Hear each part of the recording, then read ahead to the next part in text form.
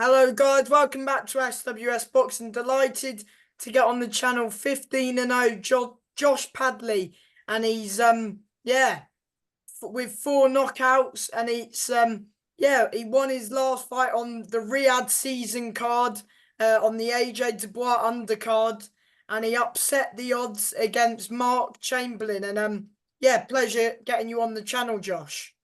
Yeah, mate. Yeah, pleasure to be on here. It's been a long time coming on it. I know we've spoke about this interview a few times, but finally here now, getting it done. hmm Before we get into, the Chamberlain fight, talk about how you sort of first got into the sport of boxing.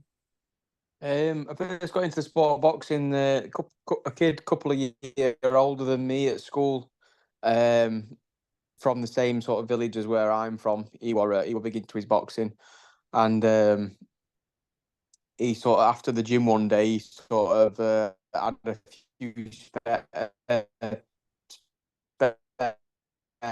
pair of gloves.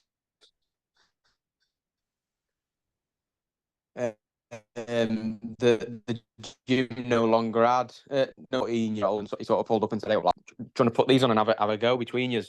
Um, I put a pair on, another lad put a pair on. Obviously, I had a little spar on the field between the group of mates, and he said, "You should come down, mate. You look all right." And since that point, I've sort of been in gym for the last 14 years. So it's stuck ever since the first time you put on a pair of gloves. Pretty much, mate. Yeah. I think I've had about 6, 7 months out of the ring when I turned 18. Didn't know if I wanted to carry on or not. And then other than that, mate, I have been pretty much stuck at boxing for, like you say, the past 14 years. Did you have an amateur career? Yeah, I had 31 amateur bouts. Won, I think it was 26. Um, got to the quarters of the elites. I won the under 20 nationals. Did obviously like Yorkshire belt and stuff like that. Represented that Yorkshire against Belgium and bits and bobs like that. Did all right. Um, Enjoyed it. Like I say, back then it was to begin with my amateur career. It were never. I never wanted to be a professional. It was just because I liked the sport, like the competitiveness of the sport, and enjoyed it in the ring and loved the sparring. Fair enough. And I mean, you've been on some journey so far. You've boxed in multi, you've boxed for area titles. Um, when you won that central area title. I believe it was in Bradford against Jimmy First. And Yeah. yeah.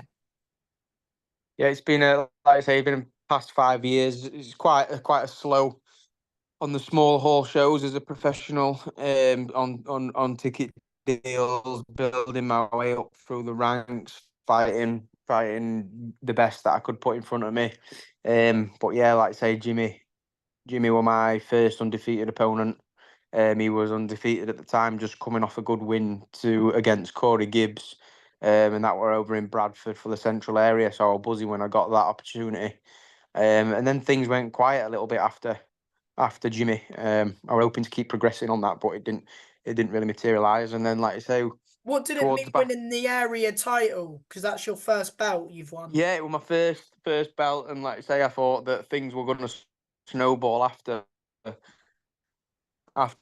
that area title.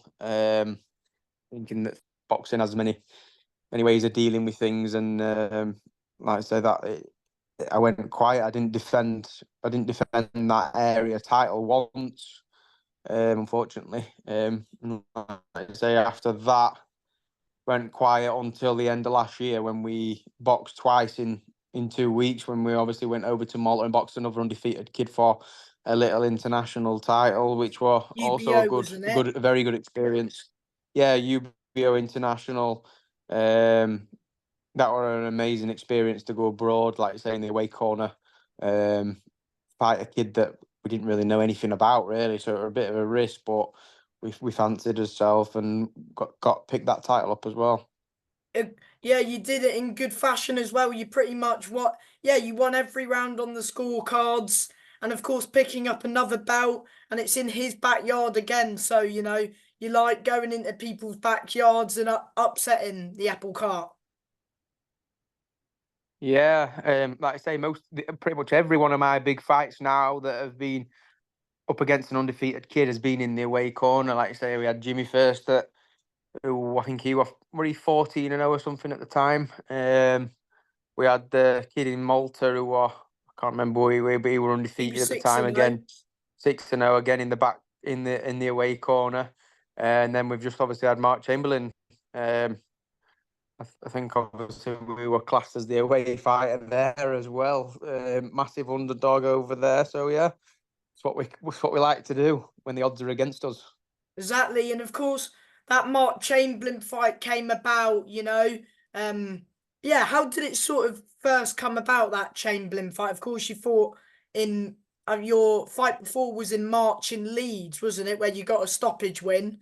Yeah. So how did the Chamberlain fight sort of come about?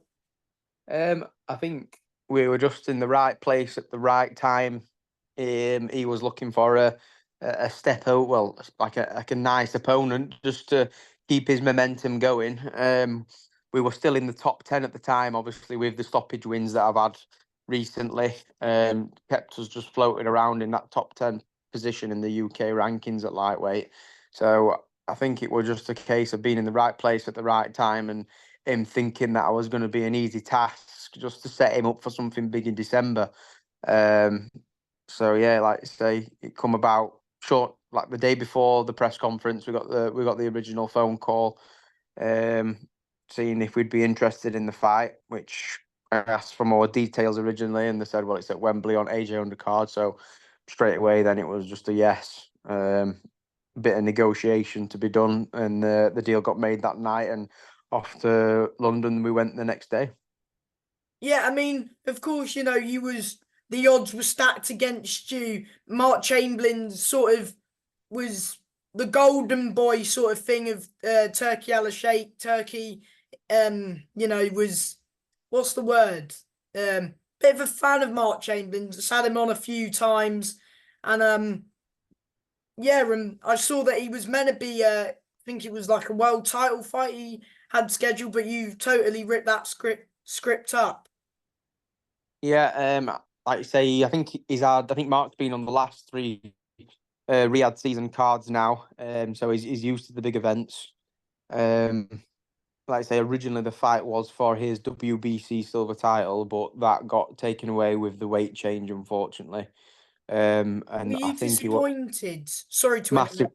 Yeah, no, massively disappointed in that because obviously right now I should be the WBC silver lightweight champion, which is a massive step up because it'd have been nice to go from the central area straight to the WBC silver.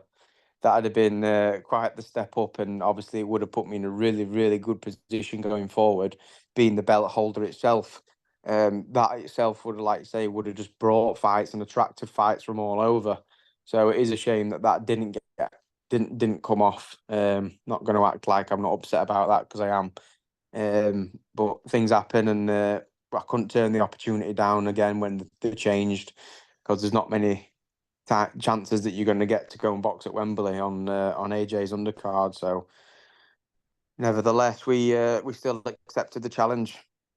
Yeah, and of course, did you see, the whole build up, is a bit different from the small hall scene. How was the whole build up? And of course, there was fighters who were, when they asked you, I think it was on the zone, who you think's going to win the other fights on the other cards, and everyone said Chamberlain. They were saying this is easy work for your easy work for Chamberlain, but you blew everyone, including myself, out the water with the predictions. Yeah, I mean, like you say, it's boxing and anything can happen. As cliche as that sounds, I predicted AJ to beat Dubois, and how wrong I was on that aspect of it. But I mean, in my situation, I'd never been given a massive opportunity, and I've always only faced the opponents in front of me, and obviously doing that, every opponent that I've faced that's come across me, I've beat them.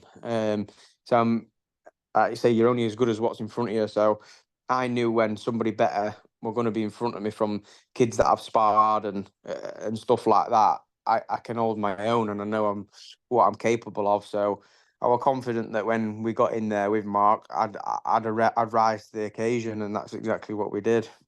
Was there any nerves, when you were warming up backstage, making your ring walk, and it's sort of, the lights are on you, sort of thing? How were you feeling when you were walking into You battle? know what? You know what? I'd felt more nervous going into previous fights than I was going into the Chamberlain fight because everybody wrote me off.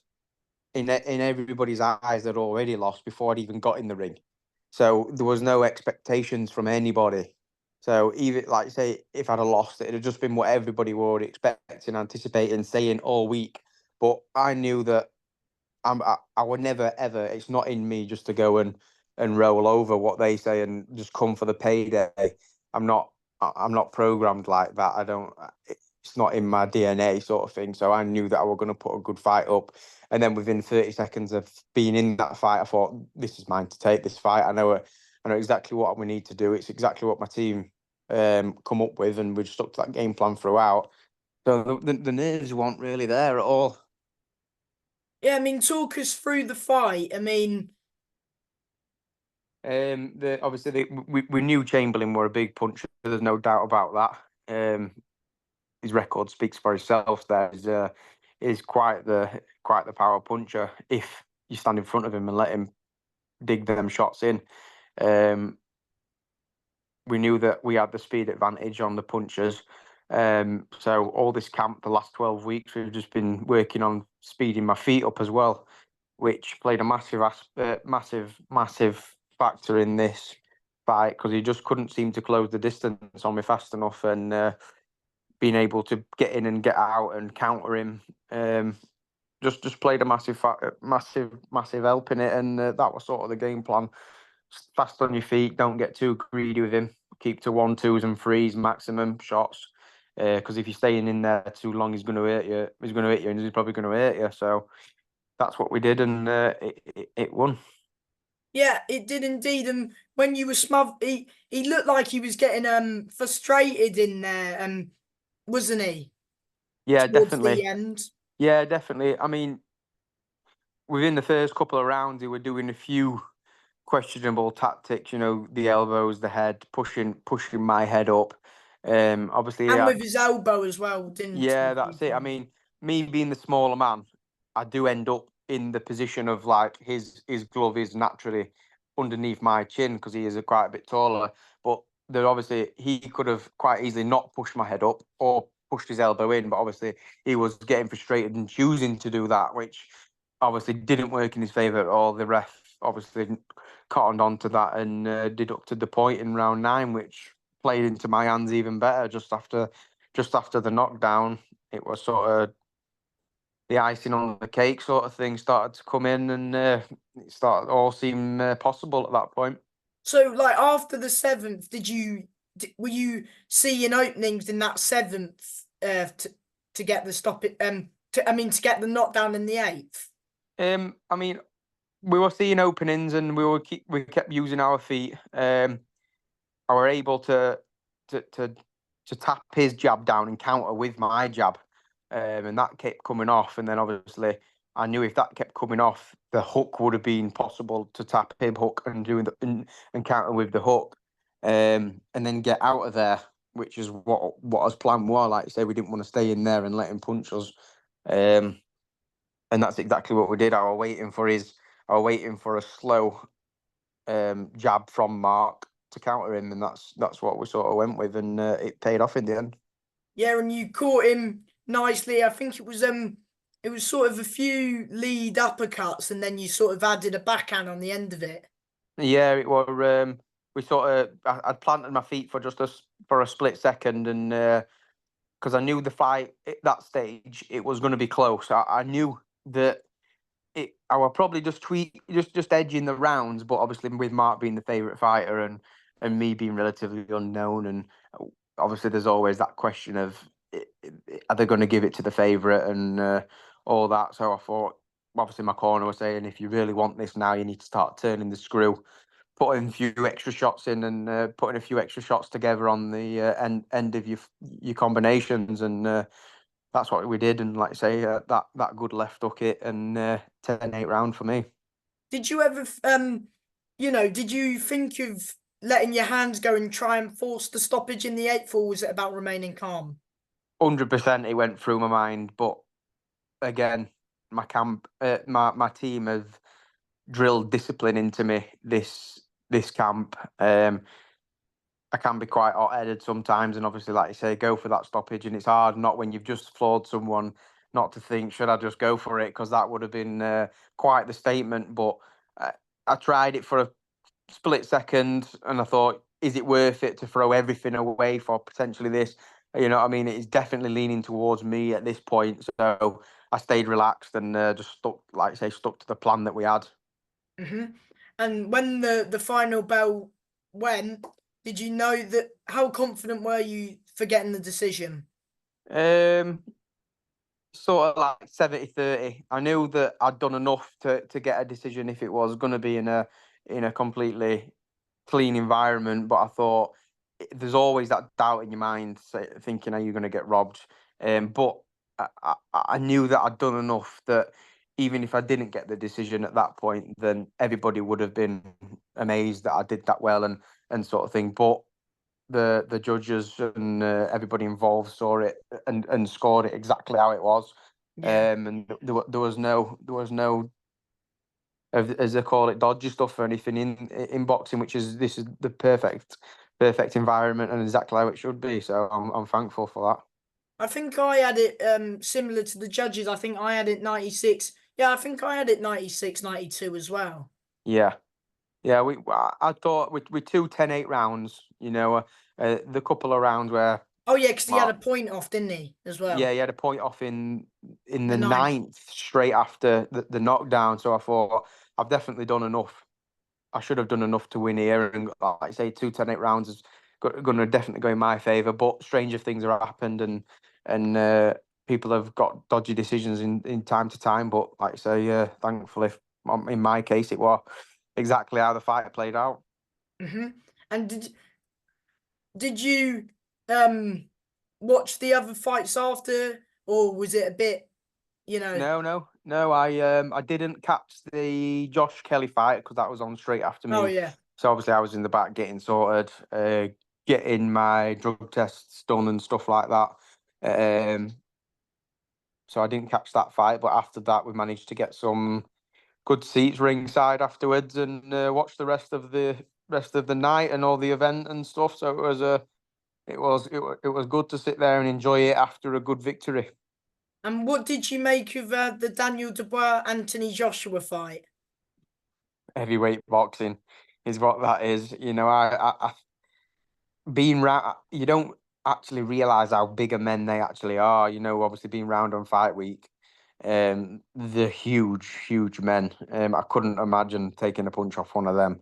And like they say in boxing, anything can happen, and especially in heavyweight boxing. So, like I say, I thought AJ were going to do it because he's been back on his mode, but you get clocked by a what are the 17 stone man, no matter who you are, Mm, it's gonna send a shockwave down your boots, and obviously he just didn't recover in time and get his head back in the game. Unfortunate for AJ, but fair play to Dubois. He's defended his IBF title and mm. world champion. And yeah, you'd speak about power. Of course, Mark Chamberlain carries a lot of power. Did you feel his power in there? I mean, I had a good black eye from. I don't know if you've seen, but I had a good black eye from the fight, which luckily went down pretty fast. But I mean, I felt his power, but I want in there to be in that type of fight. I didn't want to get damaged. I didn't want to get punched hard because it's not nice. So he gave me a few decent shots. Don't get me wrong, but it were never anything that made me question going back in, and question my game plan, and made me worry at all really. So, and most of the time, if he were throwing a shot, I'd already be on the way out, so it took some of the sting out of the shot. So, like I say, it was just a perfect game plan. Hmm. It was, and of course, they were building Mark Chamberlain, Sam Noakes. You know, now you've defeated Mark Chamberlain. Is that a fight? Is that a fight that you would want, Sam Noakes, for the British, Commonwealth, and European title? Yeah, I mean, me and Sam we nearly come to an agreement in a fight. I think it must have been last year, but things didn't quite materialise in that one. So I mean, I'm not shutting down any fight at all. And if that's the fight that I need to do to get to where I need to go, then that's the fight that I need to take. Um, whether whether Sam Noakes is my next fight or not, I'm unsure on that yet because I don't know what the plan is. Um, as we haven't had any from my team, we don't really know what where we're wanting to go with it or not. So I mean, the Sam Noakes fight, it's going to be an amazing fight when it happens, and I think it will happen. When I'm unsure of that. But yeah, good fighter in Sam. Be uh, be another interesting matchup. Do you I think mean, it'd be some statement to fight Mark as number one and then go back to back with Sam as number one. So we'll see what happens next. 100%? There's big fights out there for you now, and of course, you know that WBC silver, is that vacant? Do you know now then, or I think Mark still holds it as far as would I'm you want to aware. rematch him to try and get the belt? Yeah, well, I mean, there weren't no rematch clause in the fight, so I don't know if Mark obviously wants the rematch. I don't think he said that yet. Whether he's going to go off, obviously get a couple of wins under his belt again, rebuild because he's only young. Mark, I think he's only 25, so I'm sure his team will have their plan of how they want to play with him, a roadmap of Mark Chamberlain back to get to the top spot.